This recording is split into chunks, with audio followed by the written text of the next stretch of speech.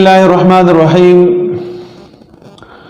يا أيها النبي قل لأزواجك وبناتك ونساء المؤمنين يدنين عليهن من جلابيبهن۔ اللہ رب العزت کا ارشاد مبارکہ ہے، اے پیغمبر علیہ السلام آپ فرما دیجئے اپنی ازواج کو، بیویوں کو اور بیٹیوں کو کہ پردہ اوڑھ کے رکھے۔ ہمارے سامنے آج جو باتیں دنیا بھر میں چل رہی ہے اور ہم سن رہے ہیں اور سن کے تک گئے ہیں، اور کچھ آج کل کے اس وقت میں اس عرصے میں یہ باتیں بہت ہی زیادہ پھیل رہی ہیں اور ہو رہی ہے، اور اس کو نام دیا جا رہا ہے عورت کی آزادی۔ اور پھر اسی سلسلے میں انہوں نے اس کو کچھ آگے بڑھا کر عورت آزادی مارچ کا نام دے دیا ہے، اور دنیا کو یہ پیغام دینے کے لیے کہ گویا کہ پوری دنیا میں اگر ظلم ہو رہا ہے، زیادتی ہو رہی ہے، تو وہ عورتوں کے اوپر ہو رہی ہے۔ نام اس طریقے سے استعمال کیا جا رہا ہے، لیکن اس نام کے پیچھے جو مقاصد ہے، جو پوسٹر ہے، جو باتیں ہیں، اور جس چیز کو عام اور پھیلا رہے ہیں، اس سے آج الحمدللہ پوری دنیا واقف ہو چکی ہے کہ آیا یہ علماء کرام جو مختلف مقامات سے اس کے متعلق باتیں کرتے ہیں، یا غیرت مند قسم کے لوگ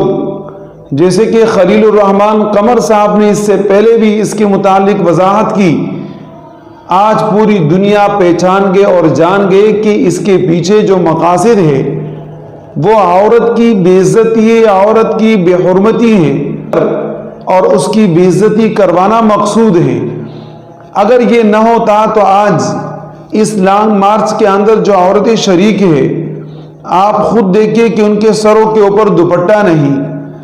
آپ دیکھیے کہ وہ عورتیں جو آج لانگ مارچ میں شریک ہیں، ان کے لباس سے آپ کو اندازہ ہو سکتا ہے کہ آیا یہ ظلم اور تشدد کے مارے ہوئے عورتیں ہیں، یا وہ عورتیں ہیں کہ جو عام مسلمان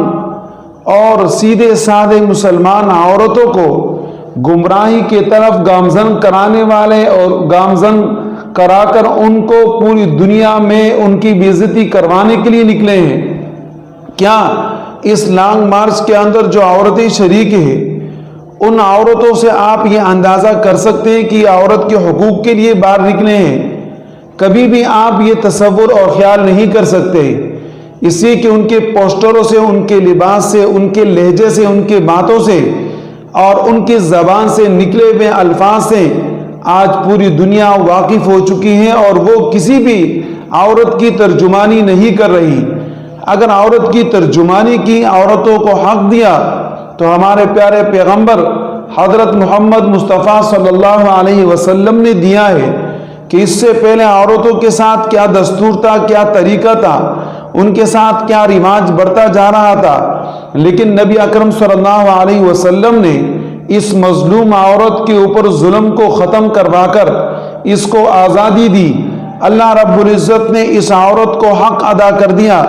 اور اس عورت کے لیے باپ کا محترم رشتہ پیدا فرمایا، اس عورت کے لیے محترم رشتہ بیٹے کا فرمایا، اسی عورت کے لیے بھائی، ماموں، چچا، خالازاد اور تمام کے تمام رشتے کروا دیے، یعنی دنیا کے ساتھ اس کا تعلق اور حق کو برابر کر دیا۔ اسی کے متعلق اللہ رب العزت نے میراث میں حکم فرمایا، ان کو میراث کے اندر شامل کروا دیا گیا، ورنہ اس سے پہلے تو اس عورت کا نہ کوئی مقام تھا، نہ کوئی عزت تھی، نہ کوئی حیثیت تھی، جبکہ پوری دنیا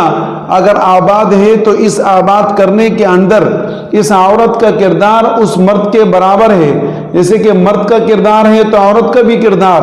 اور اس عورت کو اگر حق دیا تو اسلام نے دیا، نبی اکرم صلی اللہ علیہ وسلم نے اس کے حق کا اعلان فرمایا، اس عورت کو وہ حق مل گیا۔ لیکن آج وہ عورتیں جو اس حق کو پس پش ڈال کر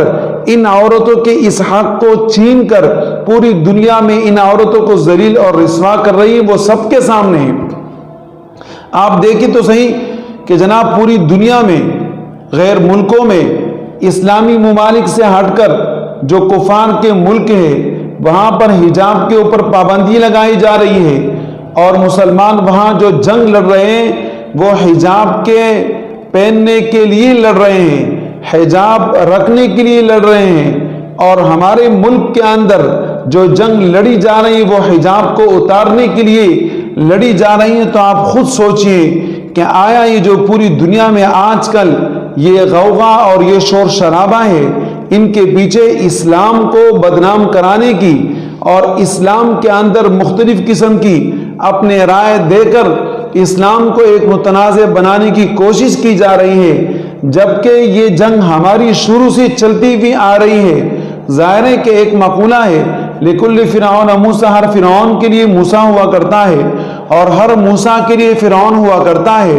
یہ جنگ شروع سے چلتی بھی آ رہی ہے کہ مسلمان اور غیر مسلموں کے درمیان جنگ وہ یہی ہے کہ جناب وہ اسلام کو متنازع بنانے کی کوشش کرتے ہیں، اسلام کے اوپر اعتراضات کروانے کی کوشش کرتے ہیں، اور قرآن کریم سے 26 آیتوں کے نکالنے کے متعلق ہندوستان میں ایک آدمی اٹھ کر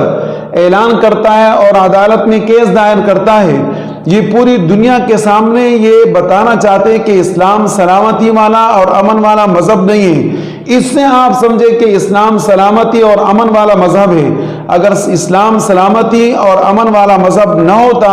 تو یہ لوگ اس طریقے سے باتیں نہیں کرتے، لیکن ظاہر ہے کہ اگر امن ہے، سلامتی ہے اور سکون ہے تو وہ اسلام کے اندر ہے۔ تو لہذا یہ جو عورتوں کے متعلق مارچ کیا جا رہا ہے یہ عورت کے حق کے متعلق نہیں ہے کہ کسی عورت کو حق دیا جائے، یہ اس عورت سے حق چھیننے کے مترادف ہے اور ان سے ان کے حقوق کو چھینا جا رہا ہے۔